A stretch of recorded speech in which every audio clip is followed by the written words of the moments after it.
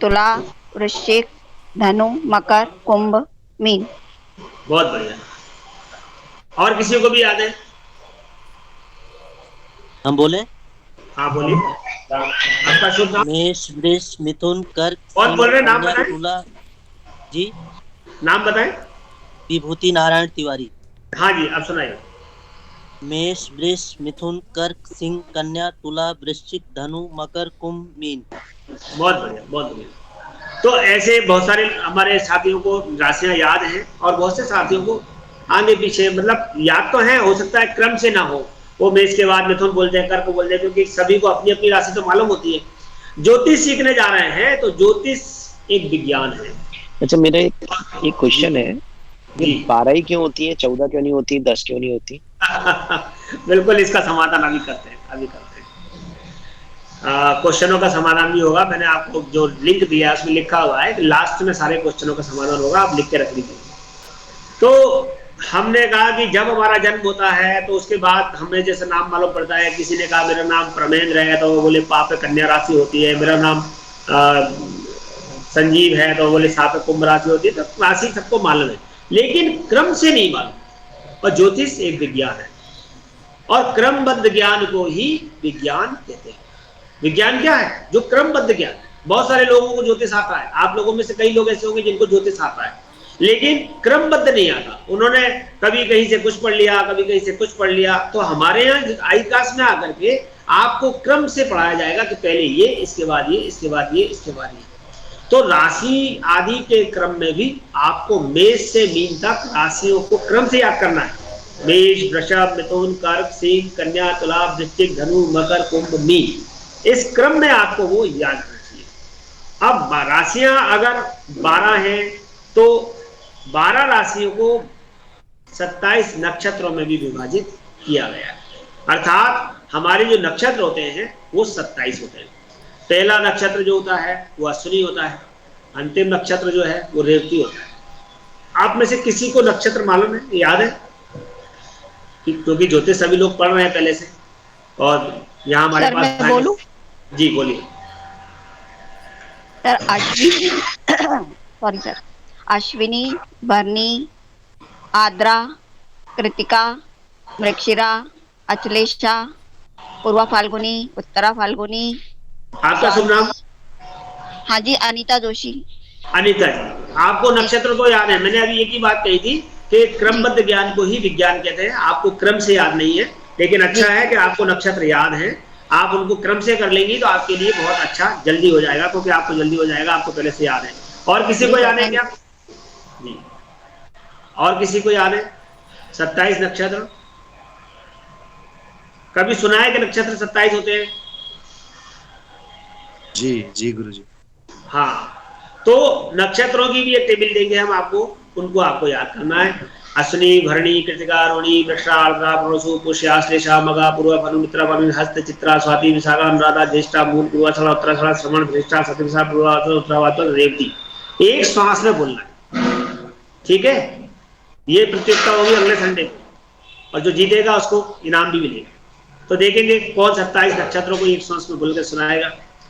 अब 12 राशि, 27 नक्षत्र और ग्रह कितने होते हैं? कोई बताएगा ग्रह कितने होते हैं? सर 9। 9 ग्रह होते हैं। बहुत बढ़िया। कौन कौन से होते हैं?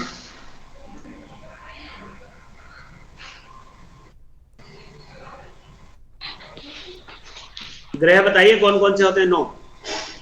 सर सूर्य, चंद्रमा, मंगल, हाँ, मंगल, शुक्र, शनि, बुध, केतु, राहु। बहुत बढ़िया। फिर आप बोल तो सब गई, अच्छा बोला आपने, क्रम से नहीं बोला। देखिए, ग्रहों को याद करना बहुत सरल है। आपके कितने बार हैं? वार कितने हैं हमारे? 7 बार है। पहला बार कौन सा है?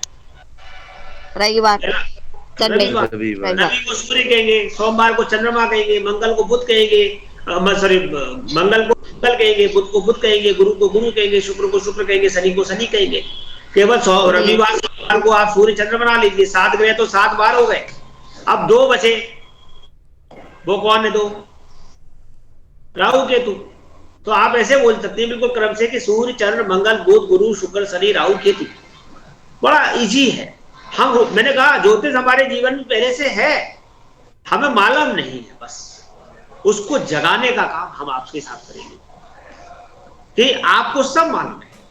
क्योंकि आपको कई बार आपका नक्षत्र मालूम है, आपको आपकी राशि मालूम है, आप कभी कभी अखबार में ये सब चीज पढ़ते भी रहते हैं, लेकिन वो क्रम से नहीं है हमारे साथ। तो ये जानना ही तो हमारा काम है। ये षष्ठी तिथि लिखिता विधात्रे, जो हमारी षष्ठी तिथि पर विधाता ने जो हमारे साथ ललाट पे लिखा है, अर्थात ये जो आपके सामने कुंडली दिख रही है इसमें लिखा है, वो कैसे लिखा है, उसको पढ़ने का तरीका क्या है। अच्छा ये बताइए, बहुत सारे लोग ऐसे थे, मैं आज वाले की बात नहीं कर रहा, मैं पुराने वालों की बात कर रहा हूं, कि जिनको 5वीं क्लास तक इंग्लिश का ए नहीं बताया गया था। ऐसा कोई है?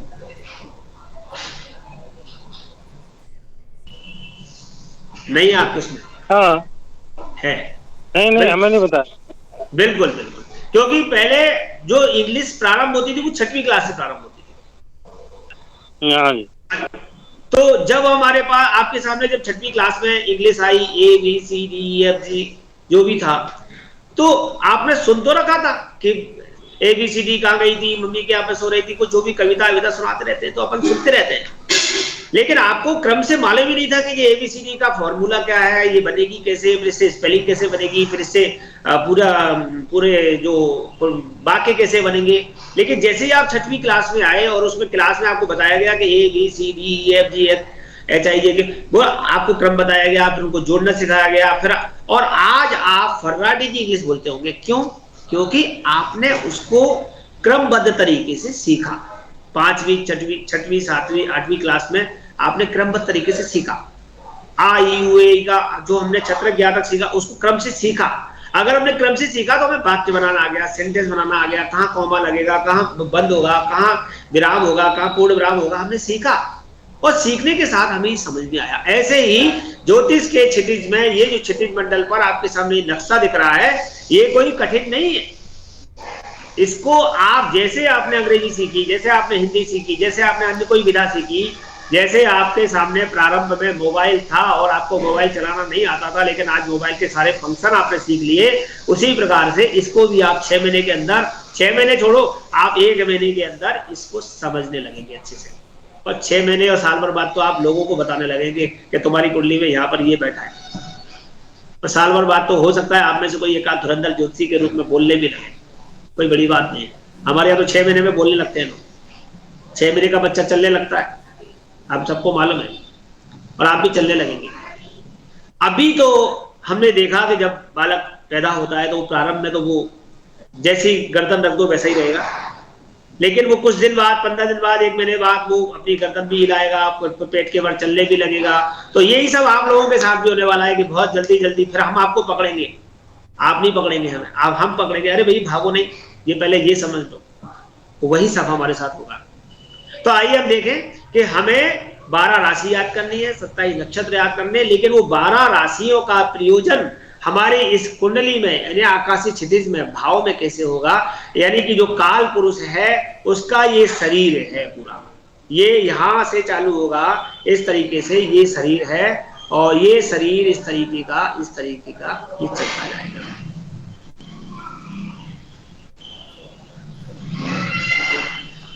यानी कि जो गर्भ में एक बच्चा होता है उसका ये सिर है, और उसके बाकी के जो शरीर, पेट, अंग आदि ये इस तरीके से वो मां के गर्भ में लेटा हुआ है, मान के ये चलिए। और इसी प्रकार से वो बृहद रूप में भी हम उसे देख सकते हैं। तो ये काल पुरुष का जो सिर है वो ये है, और जो काल पुरुष का जो चेहरा है वो दूसरा भाव इसके अंदर आएगा। उसकी जो छाती है वो तीसरे भाव में दिखेगी, उसका जो हृदय है वो चौथे भाव में दिखेगा, और उसका जो पेट है वो आपको यहाँ 5वें भाव में दिखेगा, और उसकी जो कमर वाला हिस्सा है, देखिए आपका पीछे का हिस्सा आ गया, कमर का हिस्सा जो है वो आपको 6वें भाव में दिखेगा, और जो कमर के हिस्से पर जो बेल्ट लगाते हैं हम, बस्ती वाला जो क्षेत्र है वो आपको यहाँ 7वें भाव में दिखेगा, और उसके जो जनेंद्रियां हैं वो आपको 8वें भाव में दिखेगी, उसकी जंघा जो है वो 9वें भाव में दिखेगी, और उसके घुटने जो हैं वो 10वें भाव में आपको दिखेंगे, और 11वें भाव में आपको उसके पैर की पिंडलियां दिखेंगी, ये जो 11वां भाव है, और 12वें भाव में उसके पंजे दिखेंगे। इस प्रकार से आपको काल पुरुष दिखेगा। अर्थात मैं काल पुरुष की बात नहीं कर रहा, मैं काल पुरुष के रूप में हमारी आपकी बात कर रहा हूं। हम और आप इस कुंडली में किस प्रकार से देख सकते हैं। हमने देखा किसी को हृदय में समस्या हो रही है, तो मैंने कौन सा भाव कहा था? 4थे भाव में आप जातक का हृदय देखेंगे, यानी कि ये जो भाव है, इस भाव को हम गहराई से पढ़ेंगे, और इसमें पढ़कर जो भी हमें ग्रहों की, नक्षत्र आदि की, राशि की स्थिति दिखेगी, उसके आधार पर हम उसके हार्ट की समस्या का विचार कर सकते हैं। और उसके पेट में यदि खराबी होती है, पेट खराब रहता है, तो हम उसके इस भाव को पढ़कर, यहाँ पर पड़े हुए इंडिकेशन को देख करके हम उसके अच्छे बुरे फल के बारे में निर्णय कर सकते हैं। अगर उसके पैरों के पंजों में कुछ तकलीफ हो रही है, तो इस भाव को पढ़ के अध्ययन कर सकते हैं। अगर उसकी पिंडलियों में प्रॉब्लम है, तो ये भाव पढ़ेंगे। अगर उसके टखनों में प्रॉब्लम है, तो इसको पढ़ेंगे। अगर उसके जंघा में प्रॉब्लम है, तो इसे पढ़ेंगे। मतलब हर मुंह, चेहरे पर प्रॉब्लम, यानी कि हम जातक के हर शरीर के उन बातों को यहाँ पर देखकर बता सकते हैं, पढ़ सकते हैं, जान सकते हैं कि वो किस प्रकार से उसके जीवन में ये सब होने वाला है। इसी को अब और आगे ले जाएंगे। जे लग्न है जिसके आधार पर हम इसको देख रहे थे, इसी को लग्न को निकालने के लिए हमारे पास एक दूसरा प्रयोग होगा। जो प्रयोग होगा कि वो आएगा कहां से, लग्न आएगा कहां से। लग्न लाने के लिए हमें करना क्या पड़ेगा? लग्न लाने के लिए हमें थोड़ी सी गणितीय प्रक्रिया से गुजरना पड़ेगा। तो गणितीय प्रक्रिया है क्या, उसको जानने के लिए हमें ये समझना पड़ेगा कि ये हमारा महायुग क्या है, और युग क्या है, और घंटे क्या है, और दिन क्या है। तो इसके लिए हमें भारतीय समय मापक पद्धति को थोड़ा सा पढ़ना पड़ेगा। इंडियन टाइम के जो सिस्टम है उसको समझना पड़ेगा कि हमारा जो एक दिन है वो कितने घंटे का होता है। हमारा एक दिन 24 घंटे का होता है, आप सबको मालूम है। लेकिन आपको ज्योतिषीय भाषा में उसको पढ़ने के लिए आपको कहना पड़ेगा कि हमारा एक दिन जो है वो 60 घटी का होता है। जैसा कि आपके सामने यह घटी दिख रही है, आप कहेंगे कि हमारा एक दिन जो है वो 60 घटी का होता है, यानी 24 घंटे में 60 घटी होती है। अगर 24 घंटे में 60 घटी होती है, तो एक घटी में क्या होता है? एक घटी में 60 पल होते हैं, अर्थात एक घटी में 60 पल होते हैं। और एक पल में कितने? तो एक पल में 60 विपल होते हैं। जैसे घंटा, मिनट, सेकंड होता है, उसी प्रकार से यहाँ पर घटी, पल, विपल, और उस विपल का भी छोटा जो रूप होता है वो 60 प्रति विपल होता है, और इसको विलिप्त कह सकते हैं। और अगर विलिप्त का भी जो छोटा रूप होता है वो पर के रूप में होता है, और पर का भी जो छोटा रूप होता है वो तत्पर के रूप में होता है। इस प्रकार से हम इसको देखेंगे कि ये हमारे सामने छोटी से छोटी इकाई में हम जाएंगे। लेकिन अब इसे हम घंटे मिनट के साथ तालमेल बिठाने के लिए भी विचार करेंगे कि 60 घटी में अगर 24 घंटे होते हैं, तो एक घंटे में कितनी घटी होगी? तो एक घंटे में 2.5 घटी होती है। 2.5 कह सकते हैं या 2.30 लिख सकते हैं। तो एक घंटे में 2.5 घटी होती है, तो 2 घंटे में कितनी घटी होंगी? अगर एक घंटे में 2.5 घटी है, तो 2 घंटे में कितनी घटी होंगी? कोई बताएगा? सर 4.10। नहीं, अगर एक घंटे में 2.5 घटी है, तो 2 घंटे में 5 होंगी। 2.5 दूनी 5। हाँ 5 होगी सर। 2.5 दूनी 5। और 4 घंटे में कितनी होगी? 10। 2.5 चौक 10, बिल्कुल 4 ढाम 10। तो आपको 2.5 का पहाड़ा याद करना पड़ेगा, और उसे बोलने का तरीका रहेगा 1 ढाम ढाम, 2 ढाम 5, 3 ढाम 7.5, 4 ढाम 10, 5 ढाम 12.5, 6 ढाम 15, 7 ढाम 17.5, 8 ढाम 20, 9 ढाम 22.5, 10 ढाम 25, 10 ढाम 25। ऐसे ढाम ढाम ढाम आपको पढ़ना पड़ेगा। आपने पढ़ा होगा 2 एकम 2, 2 दूनी 4, 2 तिये 6, लेकिन यहाँ पर आपको 2.5 के रूप में पढ़ना है। ऐसे हमारे सामने मैं समझता हूँ आर के चतुर्वेदी जी ने पढ़ी होंगी डेढ़ा, पौना, अद्धा, सवैया, ये पहाड़े पहले हुआ करते थे। आजकल तो ये नहीं होते। चतुर्वेदी जी आपके सामने थे ऐसे कुछ पहाड़े? हाँ, मेरे सामने थे। बिल्कुल बिल्कुल, आजकल ये सब बंद हो गया। पहले डेढ़ा, पौना, अद्धा, सवैया ये भी सब पहाड़े के रूप में पढ़ा जाता था। और मैंने सब ये सब अनुभव किया है, मैंने पढ़ा भी है, क्योंकि कुछ ऐसे आप जैसे लोगों के साथ में रहा, गुरुजनों के साथ रहा, ज्योतिषियों के साथ रहा, तो मेरे को ये सब चीजें देखने को पढ़ने को मिली। हमारा सौभाग्य होगा कि हम जब ज्योतिष पढ़ेंगे तो हमें ऐसी विधा जो हमारी प्राचीन विधा है और बड़े काम की विधा है वो सब नहीं। आज हमारा कैलकुलेशन का क्षेत्र इसलिए भी कमजोर हो गया है कि हम लोग सब लोग कैलकुलेटर आधारित हो गए, कंप्यूटर आधारित हो गए। पहले एक लंबी सी पर्ची पर किराने वाला हिसाब लगा करके तुरंत बता देता था, बोले साहब 379 रुपये हो गए। आज वो किराने वाले के जाओ तो उसका बच्चा जो है वो कैलकुलेटर से वो टोटल लगाता हुआ मिलता है, और फिर भी कई बार उसका टोटल जो है वो मिस्टेक हो जाता है, गलत हो जाता है। लेकिन मैं पुराने लोगों को देखता था कि बड़ी स्पीड से लगाकर आप गलती नहीं निकाल सकते थे। तो ये अभ्यास से होता है। अनभ्यासे विषम विद्या अजीर्णे भोजनम विषम। तो जिनका अभ्यास एकदम चकाचक होता है ना, वो, और वो अभ्यास कब होता है? वो मशीन के आधार पर नहीं होता। अगर आप कोई काम मशीन के तरीके से करेंगे, यानी कैलकुलेटर, कंप्यूटर आदि से करेंगे, तो वो आपका उतना ज्यादा अच्छा नहीं हो रहा है, ये मान के चलिए। क्योंकि जो आप हाथ से करेंगे, और हाथ से भी आप बहुत निरंतर करते रहेंगे, तो 100% आप उसमें परफेक्ट होंगे, और ऐसे परफेक्ट होंगे कि आप मशीन को फेल कर देंगे, ये गारंटी है। तो आइए बात करते हैं कि अगर 1 घंटे में 2.5 घंटी होती है तो 60 पल में 24 मिनट होते हैं, अर्थात, और 1 मिनट में 2.5 पल होता है, 60वें पल में 24 सेकंड होते हैं, 1 सेकंड में 2.5 पल होता है। इस तरीके से ये पहाड़ा आपको रखना है, मैं इसको दूंगा आगे क्लासों में, इसको पढ़ाया भी जाएगा आपको कि कैसे इसको करना है। इसका एक सूत्र हमने लिखा है कि 2.5 जो घटी पल है उसको घंटा मिनट में बनाने के लिए 2.5 से हम गुणा करेंगे, और घंटा मिनट में यदि वो है तो उसमें 2.5 का भाग दे देंगे घटी पल बनाने के लिए। इस तरीके से परिवर्तन की एक श्रेणी आएगी, उसको हम करेंगे कि इसमें परिवर्तन कैसे करना है। और अब हम देखेंगे कि हमारे जो युग है वो कितने हैं। तो हमारे 4 युग हैं।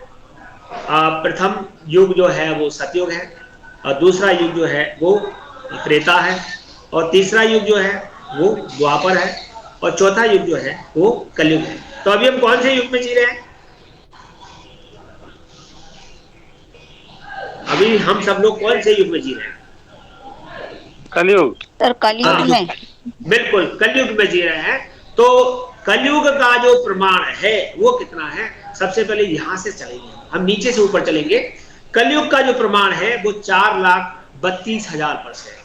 यानी कि हमारा जो कलयुग है वो रहेगा 4,32,000 वर्ष, और उससे दुगना होता है जो द्वापर युग होता है, और उसका जो प्रमाण है वो होता है 8,64,000 वर्ष। और त्रेता युग जो होता है उसमें कलयुग का एक और गुण, मतलब कलयुग का 3 गुना होता है। वो कलयुग का के जो 4,32,000 वर्ष हैं उनको जोड़ दें, मतलब उनको 3 से मल्टीप्लाई कर दें तो 12,96,000 वर्ष ये एक त्रेता युग का प्रमाण होता है। और कलयुग में 4 का मल्टीप्लाई कर दे तो हमारा एक सतयुग। बाकी लोग माइक म्यूट रखेंगे प्लीज। तो हमारा जो सतयुग है वो 17,28,000 वर्ष का नाक्षत्रिक वर्ष का होता है।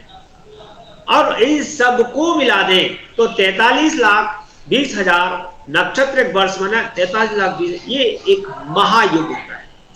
यानी चारों युगों का जो जोड़ होता है एक महायुग होता है।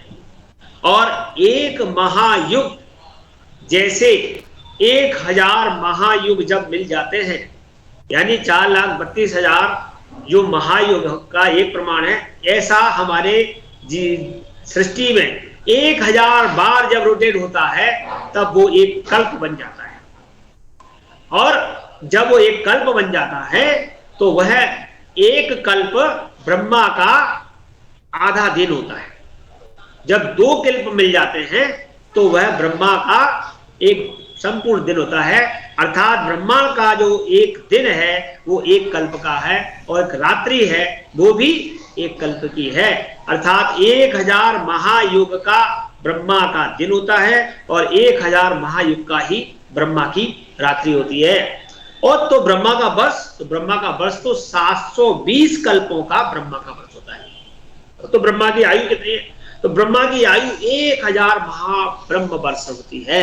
तो समझ लीजिए कि ब्रह्मा की ये सृष्टि कितनी लंबी है और कितनी लंबी चलती है। लोग कहते हैं कि अब बहुत जल्दी क्षरण होने वाला है, सृष्टि जाने वाली है, अब तो सतयुग आएगा, कलयुग आएगा। नहीं मित्रों, आपको मैं बता दूं, आपके पास सभी के पास एक पंचांग कोई ना कोई प्रयोग करते होंगे।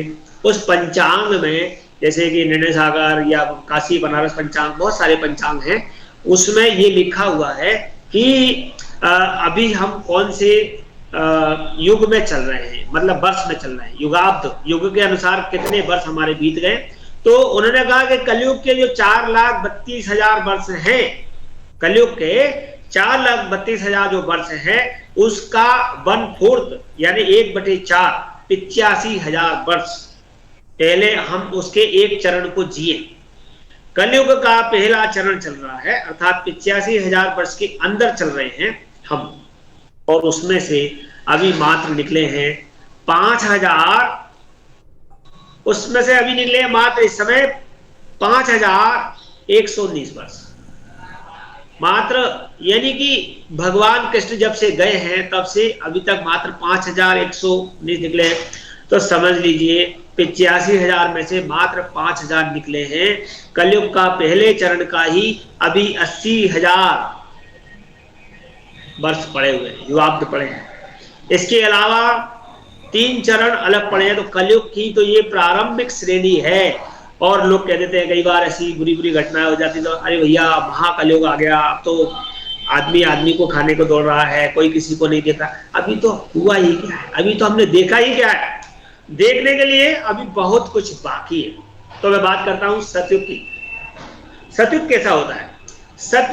सतयुग में इसका मतलब है हमारे पास 2 तरीके से हम इसको जान सकते हैं। एक हमारी प्रकृति होती है सात्विक, राजसी और तामसी। सात्विक प्रवृत्ति माने व्यक्ति सात्विक प्रवृत्ति का होता है, उसके मन में किसी भी प्रकार का जो दुर्भाव नहीं होता, बुरा विचार नहीं होता, इंद्रियों पे बहुत संयम होता है, खान पान में वो बिल्कुल संयमित, जो आवश्यक भोजन होते हैं कंद मूल फल आदि उनका सेवन करता है, और इसलिए उसकी आयु भी बहुत होती है। कल सतयुग में एक व्यक्ति की आयु 1,00,000 वर्ष होती है। 1,00,000 वर्ष एक व्यक्ति की आयु, सोच लीजिए। और 1,00,000 वर्ष जब उसकी आयु होती है तो उसकी हाइट कितनी होती है? उसकी जो हाइट होती है वो भी 1,000 फुट होती है। सतयुग में जो लोग थे वो 1,000 फीट के, और उनकी जो हाइट 1,000 फीट, और उसके अंदर सॉरी 1,000 फुट नहीं, 10,000 फीट, सॉरी 10,000 फीट की हाइट होती है, और उसके अंदर भी वो 1,00,000 वर्ष तक जीते हैं। तो तब वही तो ऋषि थे। तब जब किसी की हाइट 10,000 फीट होगी तो सोचिए उसके कदम कितने कितने चलेंगे। तो जब वो इतनी हाइट, इतने लंबे चौड़े होते थे, तब वो एक कदम यहाँ रखते थे तो दूसरा कदम उनका मुरैना होता था, तीसरा कदम उनका आगरा होता था। और इसलिए उसी समय उन्होंने पूरी सृष्टि को नाप लिया, उसी समय उस सृष्टि की पूरी गणना कर ली कि कहाँ कौन सा देश है, कहाँ कौन सी व्यवस्था है। और जो हमारे पुराण हैं उन पुराणों में उनका वर्णन लिखा है कि अमुक स्थान पर अमुक मतलब इतने योजन दूर यहाँ पर उत्तर मिलेगा, उत्तर के इतने योजन दूर वहां पर एक नीलगिरी मिलेगा। ऐसे करके उन्होंने सब लिखा है।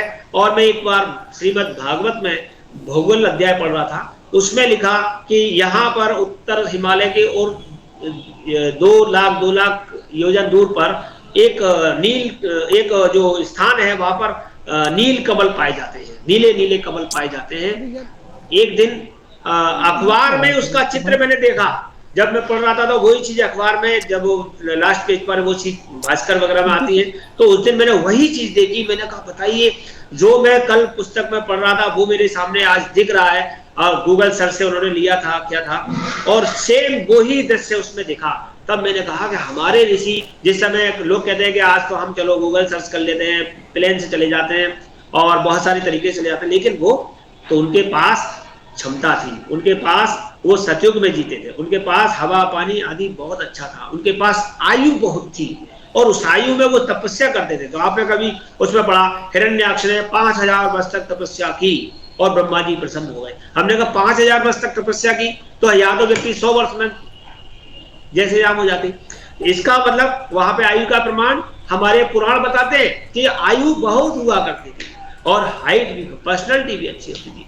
इसके बाद जो द्वितीय युग आया, त्रेता युग, उसमें जो हाइट थी 10,000 से घटकर 1,000 और 1,000 फीट का व्यक्ति हो गया और उसकी जो आयु 1 लाख थी, 1 लाख से घटकर 10,000 हो गई और 10,000 वर्ष की आयु हो गई और जो 1,000 फुट का जो उसका हाइट हो गया, तब वो द्वितीय में। लेकिन यहाँ पर थोड़ी राजसी प्रवृत्ति में भी लोग आ गए, यानी थोड़ा राजसी प्रवृत्ति के साथ जीने लगे राजा। तो इस समय दैत्यों का शासन बहुत ज्यादा हो गया, फिर भगवान राम को आना पड़ा और उन्होंने इस युग में फिर काफी संहार आदि किए।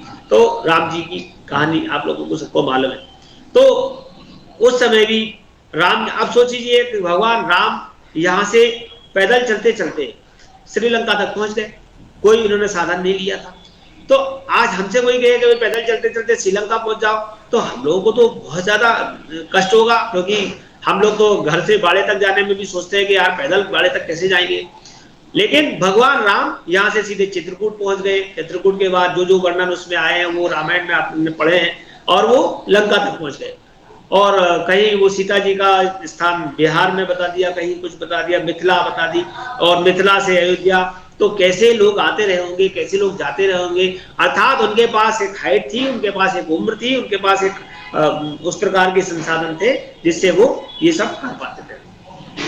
हम उससे नीचे वाले युग में आए जो द्वापर युग था, जिसका प्रमाण 8,64,000 वर्ष होता है। उसमें फिर हमने देखा तो उसमें क्या हुआ, जो आयु 1 लाख वर्ष थी, वो 10,000 वर्ष थी, वो घट के 1,000 वर्ष हो गई।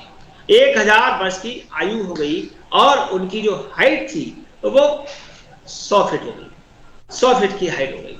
तो जब ये द्वापर युग था उसमें हाइट 100 फुट हुआ करती थी और 1,000 वर्ष की आयु हुआ करती थी। जो भगवान कृष्ण के समय की ये पूरी जो हम तृतीय युग देखते हैं, इसमें इस प्रकार की वर्णन देखने को मिली। फिर भगवान तब भी मान के चलिए कि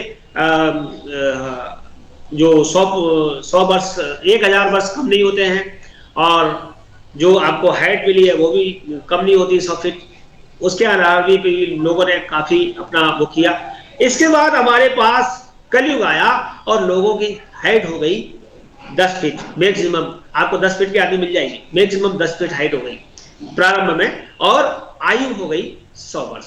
तो अब हमारे पास जो आयु है वो 120 वर्ष, 100 वर्ष। कहते हैं सतम जीवेम सरदः शतम, एक मंत्र के माध्यम से बताते हैं, सतम जीवेम सरदः शतम। 100 वर्ष की आयु का प्रमाण एक निश्चित कर दिया। कुछ लोग भगवान कृपा से, देव कृपा से सात्विक जीवन जीते हुए 100 से ऊपर भी चले जाते हैं और कुछ लोग नीचे भी रह जाते हैं और कुछ प्रारंभ में ही विलुप्त हो जाते हैं। तो जब कलयुग का प्रारंभ हुआ, लोगों की हाइट अच्छी थी, पर्सनैलिटी अच्छी थी, और उन्होंने कहा, भागवत पुराण में ये बात कहा, सब शास्त्रों में कहा, बोले जैसे जैसे कलयुग अपने व्यतीत होता जाएगा वैसे वैसे लोगों की हाइट भी कम होती जाएगी और वैसे वैसे लोगों की आयु का भी क्षरण होता जाएगा।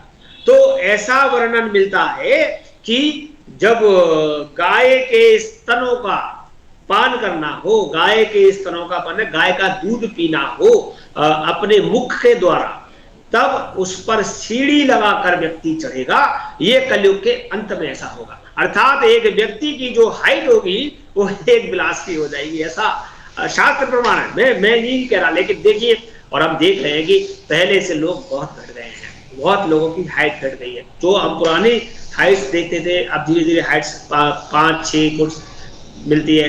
पहले लोग 7 फुट के भी मिलते थे, लेकिन अब 6 और के आसपास, 5 के आसपास मिलते हैं। आप देखिएगा, अब 5-10 हजार बस बीचने दीजिए, 5 के ही मिलेंगे, फिर 4 के ही मिलेंगे, और धीरे धीरे घटते घटते 1 फुट के व्यक्ति रह जाएंगे। तो जब वो गाय बोले नहीं, जीवों के साथ तो श्रेणी नहीं घटेगी लेकिन मानव के साथ श्रेणी जरूर घटेगी।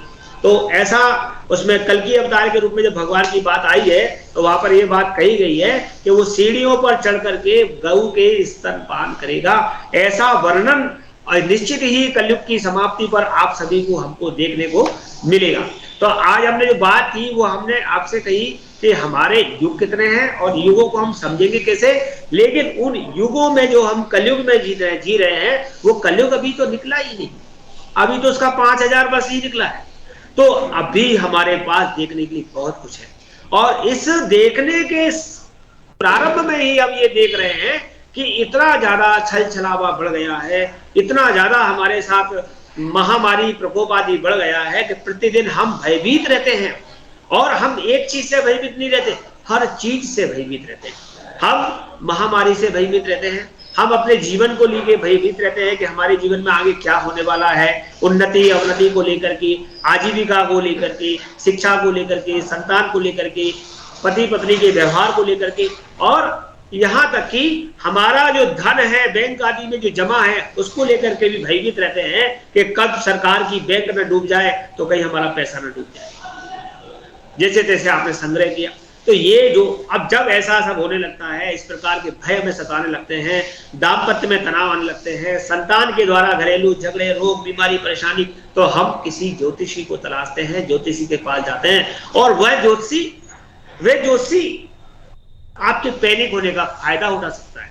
और जब वो पैनिक होने का फायदा उठाता है तो उसमें से हो सकते हैं कि अंगुली गण्य कुछ साधक सिद्ध अच्छे भी होते हैं, लेकिन कुछ अंगुली गण्य ऐसे लोग भी होते हैं जिन्होंने पॉकेट बुक्स आदि से ज्योतिष सीख लिया और उन्होंने पैनिक बातें पकड़ ली कि खराब बातें कौन सी है, जिससे क्योंकि उन्होंने कहा कि हमने रामायण की वह चौपाई पढ़ी हुई है जो हमारे बड़े काम की है, जिससे हमारा व्यवसाय बहुत उत्तम रीति से चल सकता है। और उसमें लिखा है कि भय बिन होई न प्रीत। तो जो भी कोई आपके पास आए सबसे पहले उसे भय दिखा। आपकी कुंडली में काल सर्प योग है, आपकी कुंडली में चांडाल योग है, आपकी कुंडली में विष योग है, आपकी कुंडली में ये खराब हो रहा है, ये हो रहा है, ये खराब हो रहा है, अब तो आप ऐसे हो जाएगा, फलाना व्यक्ति मर जाएगा, ऐसी इस प्रकार की कुछ पैनिक बात कह दो जिससे कि वो व्यक्ति तुरंत आपसे कहे कि जल्दी से इसका उपाय बताइए, और आप उपाय के रूप में आपको जो चाहिए वो ले लीजिए, लेकिन जल्दी से जल्दी समाधान कर दीजिए। ऐसे पैनिक करने वाले भी बहुत सारे ज्योतिषी पड़े हुए हैं। तो मित्रों, हमें करना क्या है? उसके लिए हमें कुछ नहीं करना, हमें बस केवल एक काम करना है कि हमें ज्योतिष का सबसे पहले बेसिक ज्ञान अर्जन करना है कि जो बात वो कह रहा है वो बात कहां तक सत्य है। इसके लिए हमें उसका बेसिक ज्ञान होना चाहिए। बेसिक ज्ञान यानी कि ये कुंडली देखते कैसे हैं, कुंडली में ग्रहों के बारे में बताते कैसे हैं। जब हमें खुद बेसिक चार्ट देखना आ जाएगा तो कोई भी हमें सबसे पहले तो हमारे साथ छल नहीं कर सकता, हमें गलत तरीके से बता नहीं सकता, और बताएगा तो स्वतः प्रमाणम हम उसे स्वयं सिद्ध करके देखेंगे कि ये बात इसने कही है, ये बात इसमें है कि नहीं। हम इसके लिए बृहद पाराशर आदि बहुत सारे ऐसे शास्त्र हैं जिनके माध्यम से अध्ययन करेंगे और उसके माध्यम से बताएंगे। तो जब हम शास्त्रों के द्वारा पढ़ेंगे, शास्त्र हमें कोई बात बताएंगे, तो जो शास्त्र की उंगली पकड़ के चलता है वो कभी भी गलत रास्ते पे नहीं जा सकता, वो भटक नहीं सकता। जो ज्योतिषी शास्त्रों की रीति उंगली के द्वारा आपको शास्त्रों के द्वारा बताते हैं वो कभी भी आपको गलत सलाह नहीं देते हैं, वरना गलत सलाह देंगे। इसलिए बहुत सारे ज्योतिषी ऐसे हैं जो शास्त्रों के अनुसार ही आपको ज्योतिष बताते हैं। लेकिन इस कलयुग, मैं कलयुग की महिमा बता रहा हूँ, तथाकथित ऐसे भी हो गए जिन्होंने कभी शास्त्र को देखा ही नहीं, उन्होंने केवल उन पैनिक बातों को पकड़ लिया कि इससे लोगों के साथ बहुत जल्दी खेला जा सकता है। तो मित्रों, हमें किसी के साथ खेलना नहीं, किसी के साथ छल छलावा नहीं करना, और ऐसा भी नहीं है कि किसी का उपचार नहीं करना है।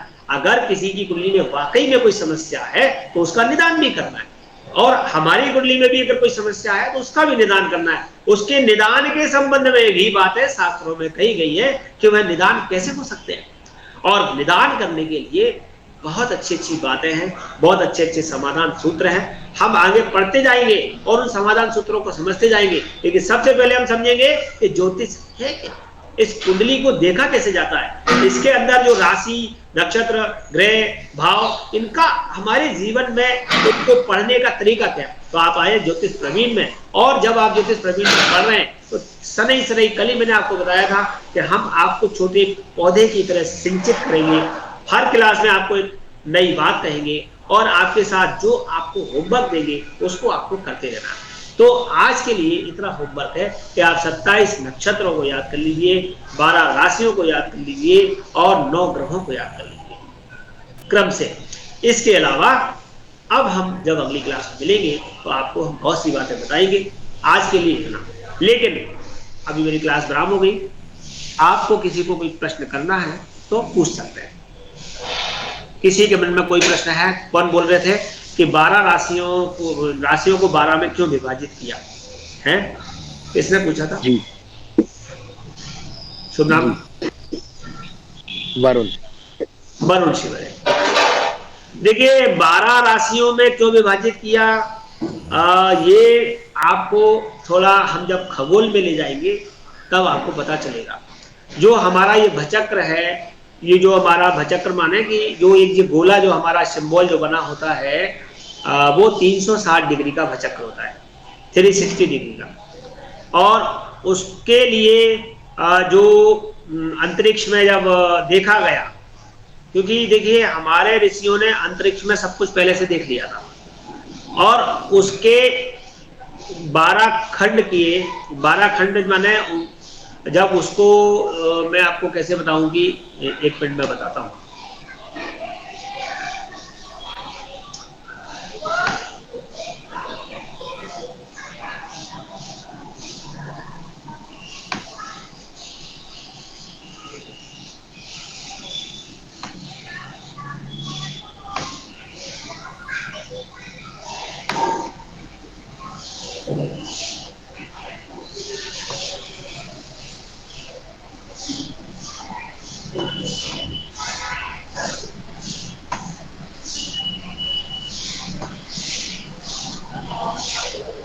इस प्रकार जो हमारा जो भचक्र है वो गोल है पूरा। कहाँ गया?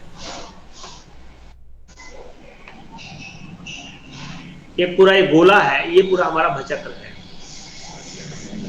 यानी जो पृथ्वी आप जो देखते हैं वो 360 डिग्री की पृथ्वी होती है और इसके अंदर एक हम देखते हैं एक वो होता है जो क्रांति वृत्त होता है।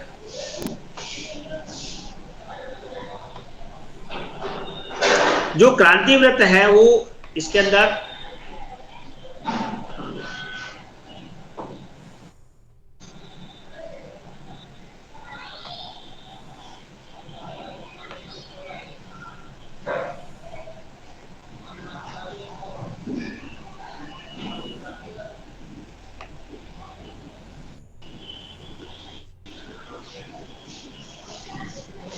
इसका कलर हटाऊंगा।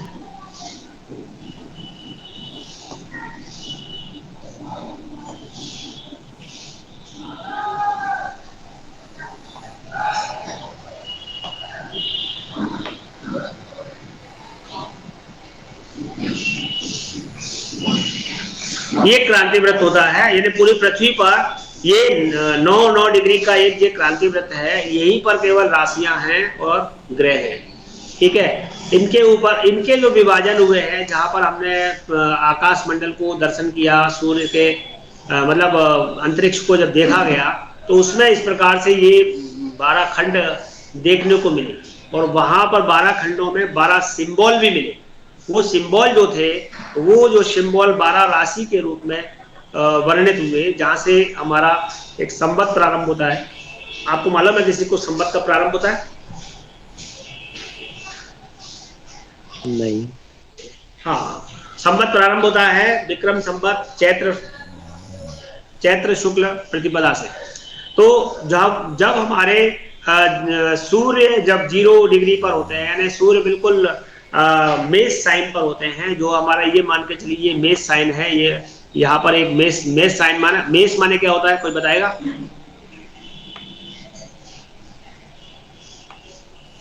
जब हमारे ऋषियों ने, हाँ बिल्कुल ठीक है, जब हमारे ऋषियों ने अंतरिक्ष में देखा तो वहां पर एक मेष का साइन दिखा। मेष माने जो भेड़ होता है, मेढ़ा होता है, जो आपको उत्तर के हिमालय क्षेत्रों में वहां पर वो पाया जाता है, जिसके अंदर से वो रूना निकलता रहता है, जिसको ऊन कहते हैं।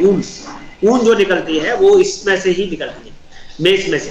तो ये जो बहुत ये अंदर से बहुत गर्म होता है और ठंडे स्थान में रहता है और अपनी ऊन छोड़ता रहता है। उस ऊन के स्वेटर हम लोग पहनते हैं और इसलिए आप देखेंगे कि उत्तरांचल से, हिमालय से हमारे लिए गर्म कपड़ा जितना भी बनता है उसके संबंध में वो वहां से आता है।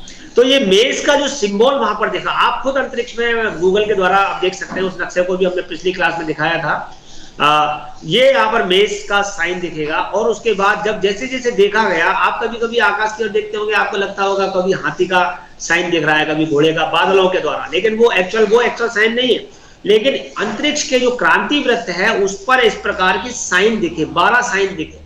मेष दिखा, वृषभ दिखा, मतलब नंदी जैसा, बैल जैसा दिखा, मिथुन माने कोई एक जोड़ा यहाँ पर कपल के रूप में दिखा।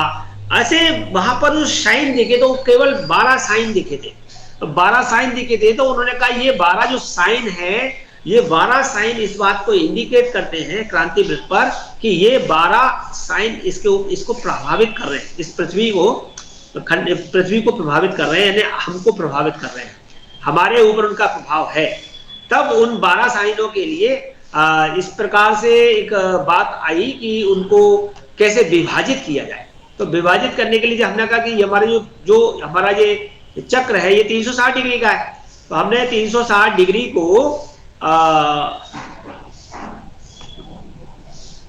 12 से डिवाइड कर दिया। तो जब हम 12 से डिवाइड करेंगे तो एक राशिपिंड कितना हो गया, कितने का हो गया, कितने डिग्री का हो गया, कोई बताएगा? 30। 30। तो हमारी प्रत्येक राशि को 30 डिग्री का एक प्रमाण मिल गया, यानी 30-30 डिग्री में हम राशियों को उनको बांट दिया, तो वो 12 राशियां हमारी 30-30 डिग्री में बढ़ जाएंगी। इस प्रकार से फिर इसके ये 12 खंड कर देते हैं, जो ये 12 राशियों के रूप में यहाँ पर आपको सिंबॉलिक दिख जाएंगे।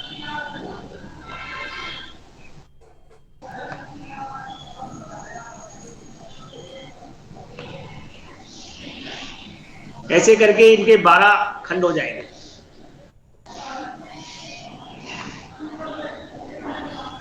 आप देखते होंगे कुंडलियां जो कभी कभी ऐसी गोल वाली कुंडलियां भी आपको देखने को मिल जाएगी। तो इस तरीके से हम 12 खंडों में इसको विभाजित कर लेते हैं और वो 12 साइन हो जाते हैं, मेष आदि ऐसे 12 साइन हो जाते हैं, 12 राशियों का एक चक्र बन जाता है और इस प्रकार से वो 360 डिग्री का हमारा चक्र है वो 12 राशियों में विभाजित है। और इसके लिए आपको थोड़ा खगोल शास्त्र जब हम पढ़ाएंगे तो उसके द्वारा और हम अच्छे से समझा पाएंगे, क्योंकि तो आपका प्रश्न था इसलिए मैंने आपका एक छोटा सा समाधान सूचक दिया है। जब खगोल शास्त्र के द्वारा हम आपको दर्शाएंगे तो एक अच्छे से आपको वहां पर पूरी खगोल के चित्रों के द्वारा बता देंगे। और किसी का कोई प्रश्न है? आपका किसी का कोई प्रश्न है? विभूति नारायण जी, आप कहाँ से हैं? आप अपना परिचय दें। गुरुवर, हम दिल्ली से हैं। अच्छा, क्या शिक्षा आपकी है? मैं इस समय अपने गुरुवर श्री AB शुक्ला जी की क्लास में हूँ। तो आप प्रवीण कर चुके हैं? जी गुरुवर। हाँ, तो हमारी क्लास में क्यों आए? वैसे थोड़ा सा बेसिक नॉलेज भी और ज्यादा जरूरी होता है ना, आगे बढ़ते हुए लोग पीछे वाला भूल जाते हैं ना, इसलिए हमारी इच्छा थी। हाँ, नहीं प्रवीण कर लिया कि विशारद कर लिया आपने? हो गया, सब हो गया है। कहाँ से किया है, कौन से सेंटर से? चैप्टर 1। अच्छा, दिल्ली चैप्टर 1 से, ओके ठीक है। अभी तो हमारी कुछ क्लासें ऐसी हैं जिनमें आप आ सकते हैं, लेकिन अगली क्लासों में तो ये रहेगा कि हमारी क्लास धीरे धीरे वाइंड अप हो जाएगी। जितने एडमिशन जिनके हो गए होंगे केवल वही लोग इसमें रहेंगे, और जब तक इस प्रकार खुला मन चल रहा है तब तक आपका स्वागत है। इसके अलावा कर्मकांड की शिक्षा की क्लास भी है, संस्कृत शिक्षा की क्लास भी है, वो भी हमारी रहेंगी जो बहुत जल्दी चालू होने वाली है, उनमें भी आप जुड़ पाएंगे। तो विभूति नारायण जी, बिल्कुल आप जब खुला दरबार है आप आ सकते हैं। और कौशल झा जी, आप बोलते नहीं है और आप इसके अंदर हैं, तो क्यों नहीं बोलते हैं, क्या कारण है? कौशल झा,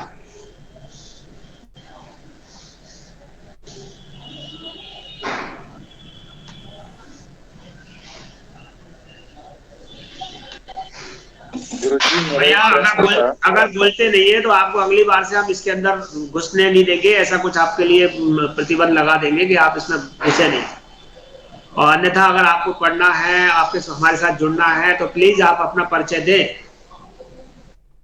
इसके अंदर सारे व्यवस्था है हमारे टीम के अंदर कि हम किसको प्रवेश दें और किसको न दें। कौशल झा, कोई बात नहीं, अभी नहीं बोल रहे तो अगली बार हम इंडिकेशन लगा देंगे। मुझे लगता है कि आप सभी को हमारी क्लास पसंद आ रही होगी। जिन लोगों ने अभी तक अपने एप्लीकेशन फॉर्म आदि नहीं दिए हैं तो कृपया जनवरी एंड होने से पहले अपनी